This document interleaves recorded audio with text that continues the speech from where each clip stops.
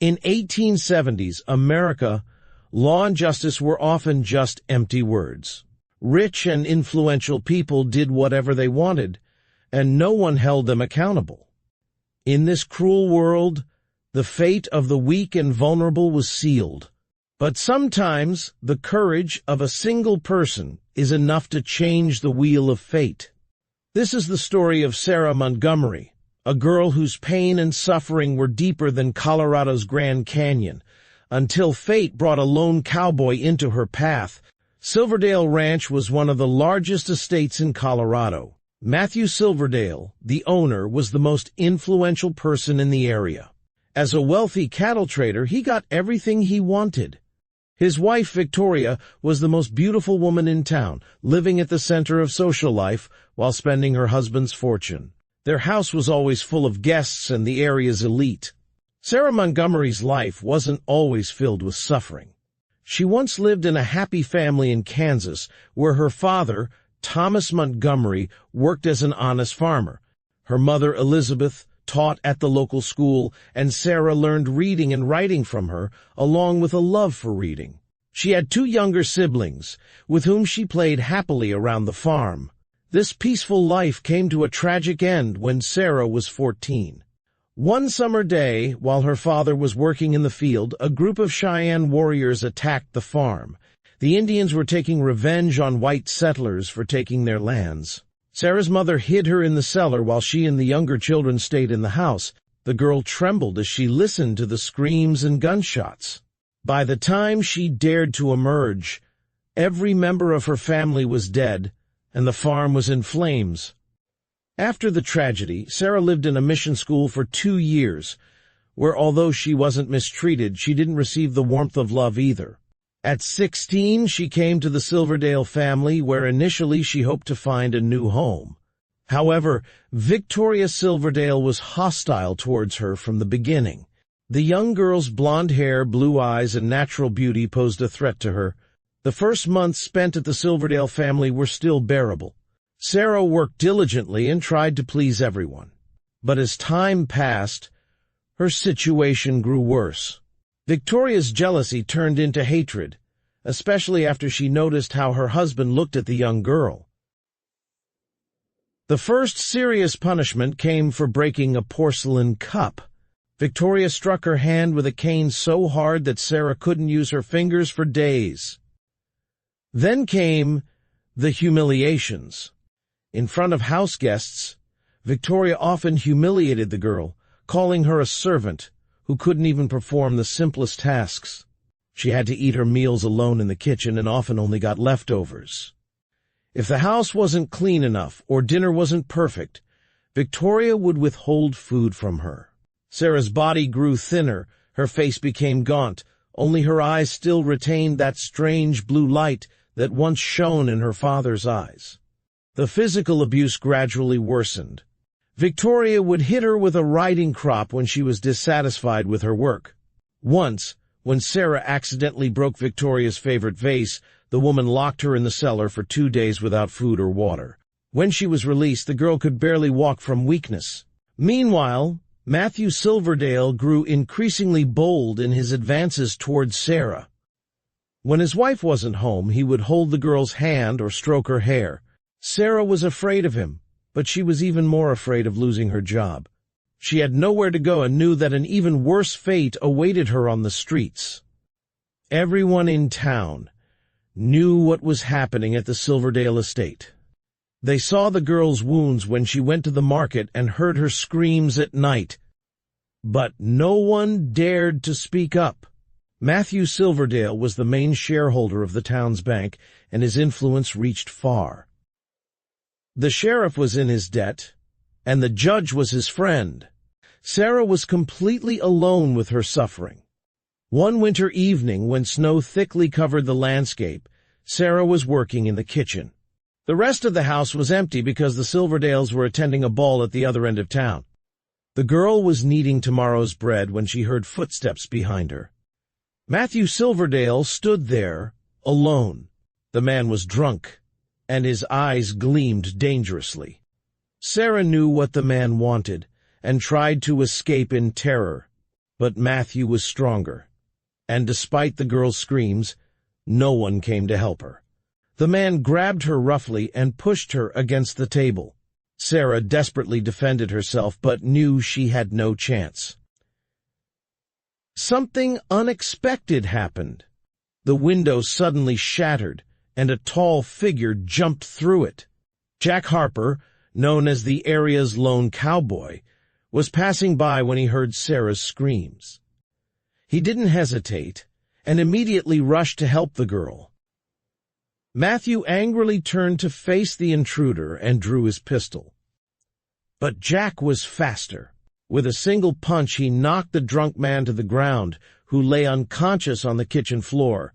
Jack Harper wasn't an ordinary man. He was 30, but his face looked older. Small wrinkles around his eyes betrayed years spent in the sun, and a long scar on his right cheek was the mark of an old knife. He fought for the Union in the Civil War and saw horrors he never spoke about to anyone. After the war, he couldn't readjust to normal life. He worked as a bounty hunter for a while, and when he saved enough money, he bought a small piece of land in the mountains, far from people. He had no family and didn't want one. He chose solitude because people only caused him pain. That evening, however, when he heard Sarah's screams, he couldn't walk away. Something stirred in him that he had long buried, his sense of justice and instinct to protect. Jack didn't ask many questions. He saw Sarah's broken gaze and the wounds on her body. He knew the girl had to escape. He snatched up the terrified Sarah, and before anyone could stop him, galloped away with her into the night. The journey to Jack's cabin was long and dangerous. The snowstorm grew stronger, and the horses struggled through the deep snow. Sarah shivered in the cold, and Jack took off his coat to cover her. The girl didn't understand why a stranger would help her, but she was grateful. Jack's cabin was small but warm. It consisted of one room, a kitchen, and a small entrance hall. The man gave his own bed to Sarah while he slept on the floor in front of the fireplace. In the first days, they barely spoke to each other. Sarah was too intimidated, and Jack too lonely to know how to start a conversation. But as the days passed, they slowly opened up to each other. Sarah told of her family's tragedy and the horrors she experienced at the Silverdale house. Jack spoke about the war, the guilt he felt for the people he killed, and why he chose a solitary life. One evening, as they sat by the fire, Sarah asked him why he helped her. Jack was silent for a long time, then said it was because when he heard her screams, he remembered his sister, whom he couldn't protect during the war. She was raped and killed by soldiers while Jack was in captivity. When he was freed, he swore revenge and became a bounty hunter. But revenge didn't bring his sister back, and didn't give his soul peace. Sarah understood the man's pain, and from that day on, something changed between them. They were no longer just two fugitives, but two people who understood each other's suffering. A week had passed when Matthew Silverdale's men found the cabin. Jack and Sarah were having dinner when they heard horses approaching. Jack immediately knew who had come. He grabbed his rifle and rushed to the door. 5 horsemen stood in front of the cabin, each carrying weapons. They were Matthew Silverdale's best men, tasked with bringing Sarah back and killing Jack. The man knew he couldn't win against them, but he didn't want to give up.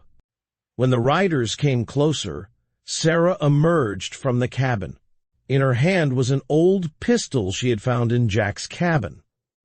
Her voice trembled, but she was determined. She never wanted to return to the Silverdale house again. She would rather die. The next few minutes descended into chaos. One of the riders opened fire but missed them. Jack immediately fired back, and one of the attackers fell dead from his horse.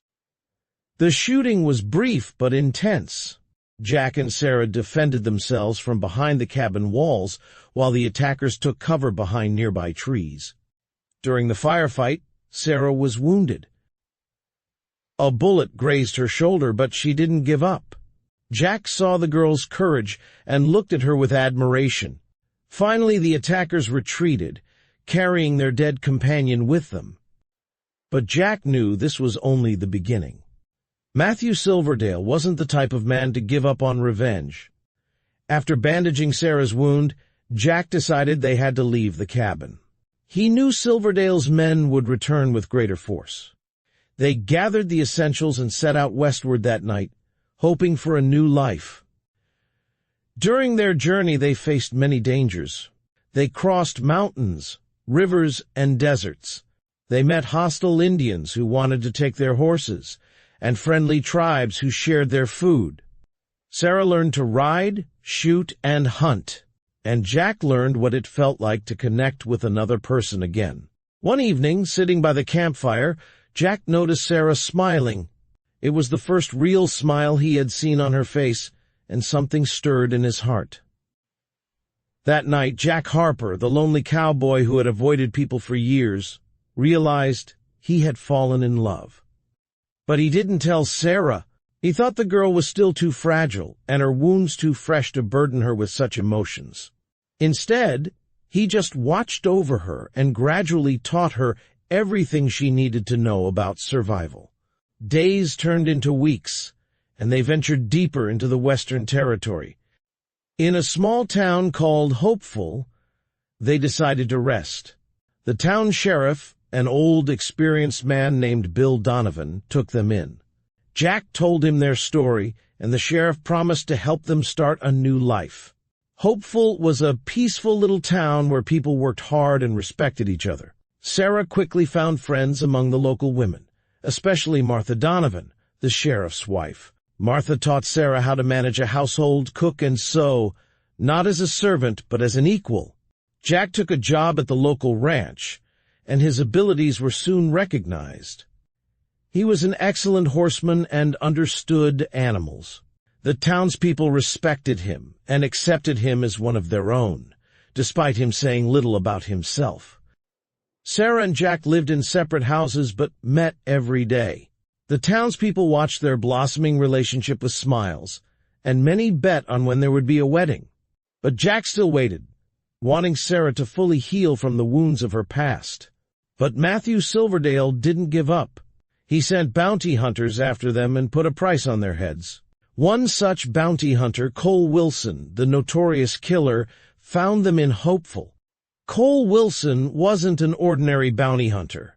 He had 15 kills to his name and received high rewards for each death. He was a cold-blooded killer who enjoyed his work.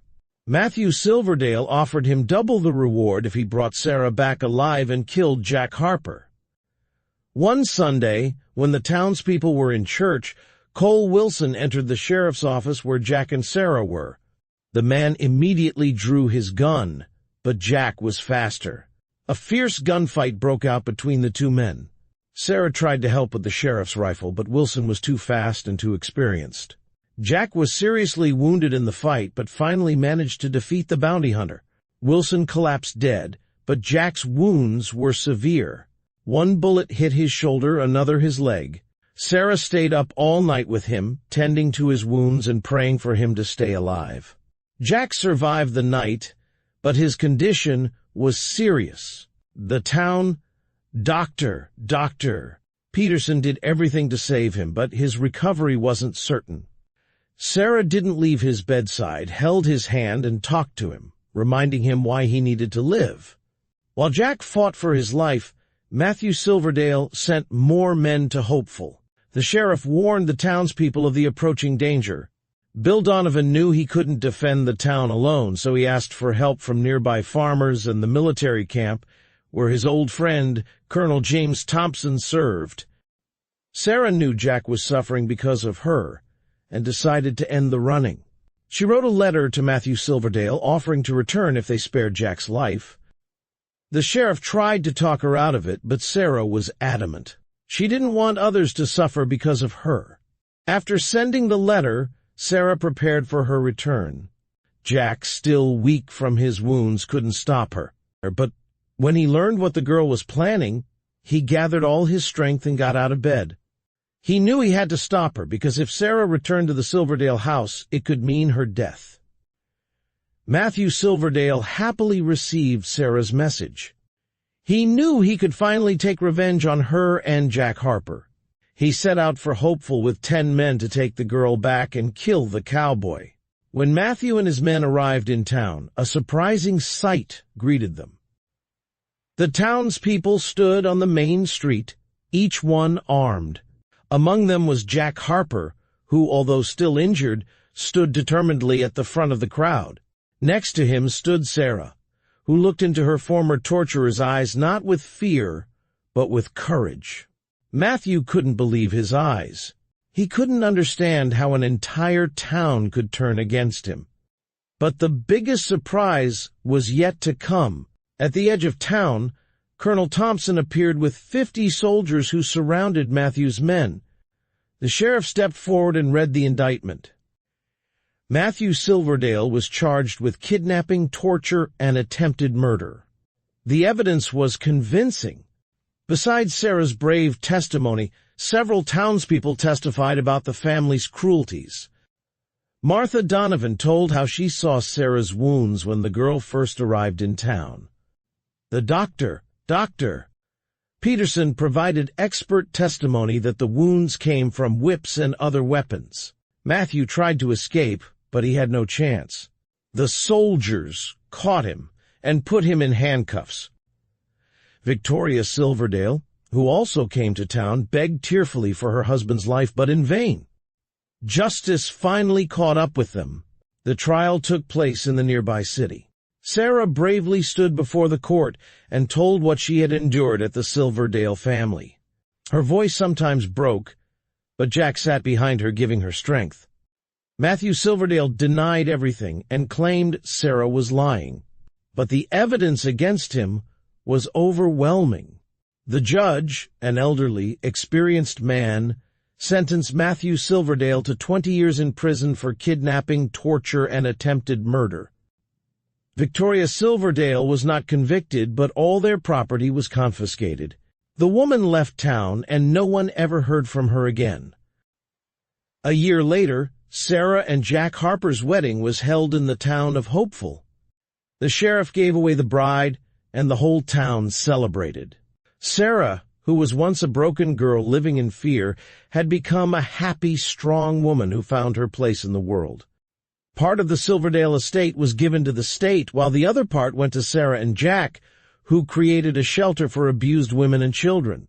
Sarah personally took care of every woman who arrived at the shelter because she knew what it felt like to be alone with suffering.